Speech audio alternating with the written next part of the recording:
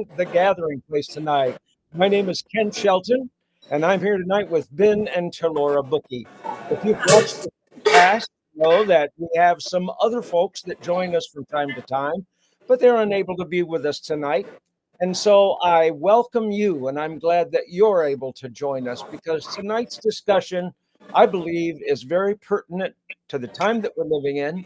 And I believe that it will help us as we discuss spiritual, emotional, and mental well being, because we're going to be talking about managing political discussions with honor and respect. You know, that may seem like an oxymoron statement, but really, it's I think it's a valuable discussion.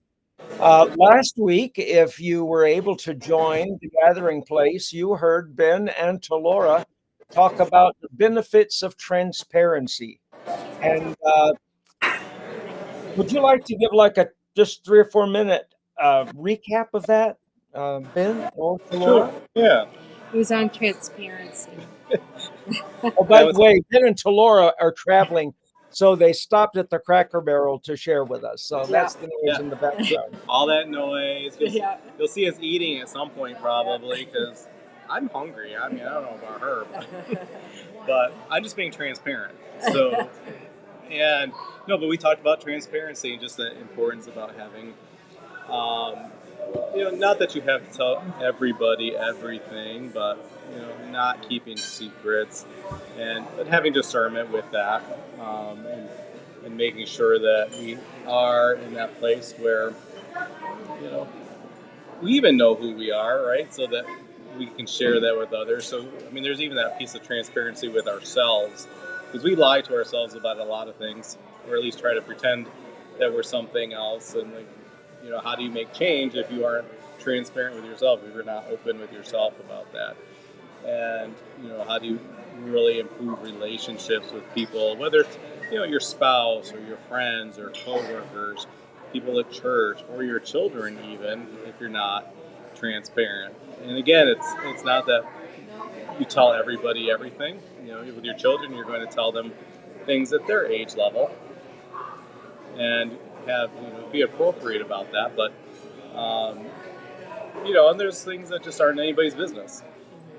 Right. There are things that Laura knows that other people don't know, because that's our for her to know because of our relationship. That's And I right. think So that that's the difference between transparency and vulnerability.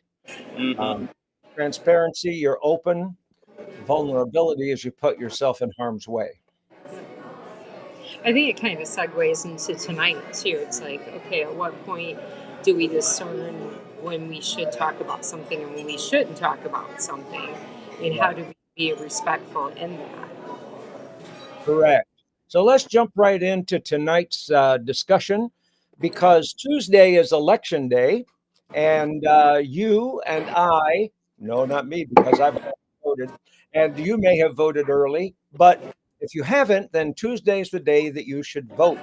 And as you know, if you've watched any news station, the presidential contest, as it's called now, is 49% to 49%.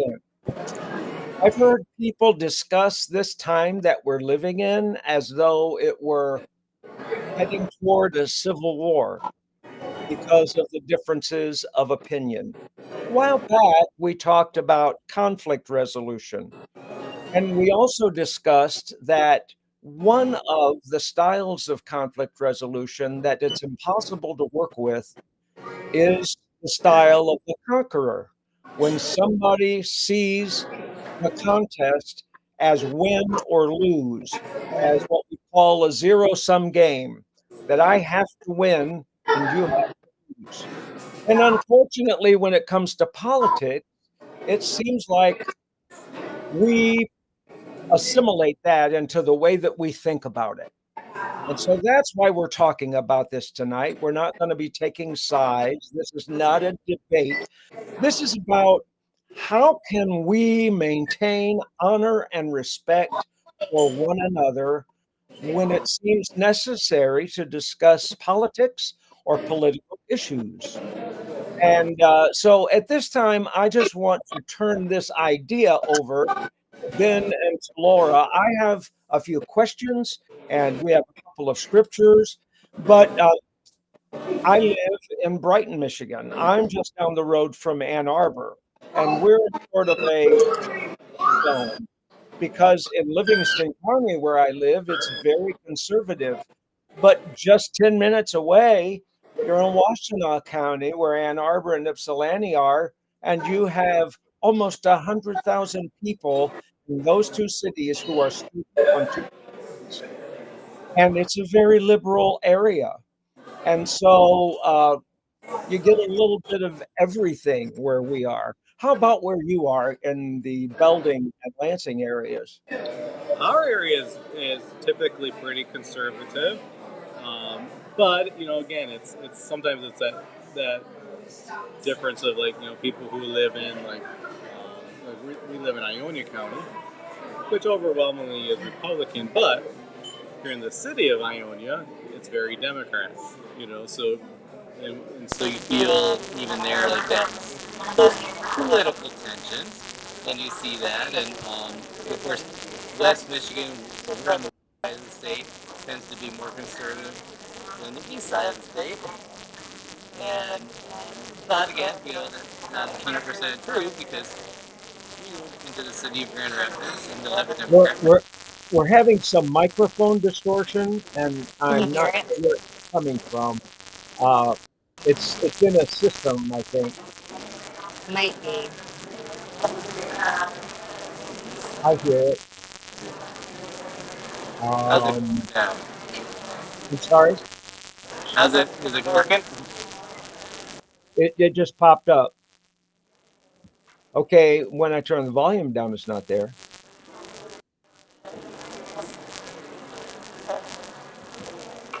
Huh. Sorry about that, folks. Okay, we're just trying to make it pleasant for you. Okay, continue there if you will, Ben. I'm sorry I had to interrupt you. It was pretty rough. Can you hear me? I can hear you. I'm gonna turn you up just a little bit on our end, though. I You I got think it. we're gonna need to do, I can't adjust this. So that's you. All right, folks, Any good? thank you for tuning in so far, but we're gonna have to shut down and start back up. So our apologies. It's gonna be unpleasant if we don't. So we'll try again. We'll try again. Sorry. Thank you.